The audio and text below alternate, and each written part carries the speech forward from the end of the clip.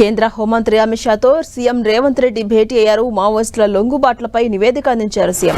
ఇటీవల మావోయిస్టు అగ్రనాయకుల లొంగుబాటు, వారి పునరావాసం, వారి ప్రతిపాదనలపై ఇద్దరు చర్చించారు. గత 2 ఏళ్లలో తెలంగాణ పోలీసింగ్లో గణనీయమైన మార్పులొచ్చాయని సీఎం తెలిపారు. రాష్ట్రంలో 591 మంది మావోలు ఆయుధాలను విడి జనజీవన స్రవంతిలో కలిసిన విషయాన్ని కేంద్ర మంత్రి అమిత్ షా దృష్టికి సీఎం తీసుకెళ్లారు. రాష్ట్రంలో వెనుకబడ్డ ప్రాంతాల్లో అభివృద్ధి పనులకు కేంద్ర ప్రభుత్వం నిధులు కేటాయించి సహకరించాలంటూ కేంద్ర మంత్రిని సీఎం కోరారు. అలాగే రాష్ట్ర అవసరాలకు అనుగుణంగా ఐపీఎస్ అధికారుల సంఖ్యను కేటాయించాలని అమిత్ షాకు సీఎం రిక్వెస్ట్ చేశారు. రాష్ట్ర విభజన అనంతరం 2016లో మొదటి క్యాడర్ రివ్యూ జరిగిందని, 2021లో జరగాల్సిన క్యాడర్ రివ్యూ చాలా ఆలస్యంగా 2025లో జరిగింది అన్నారు సీఎం.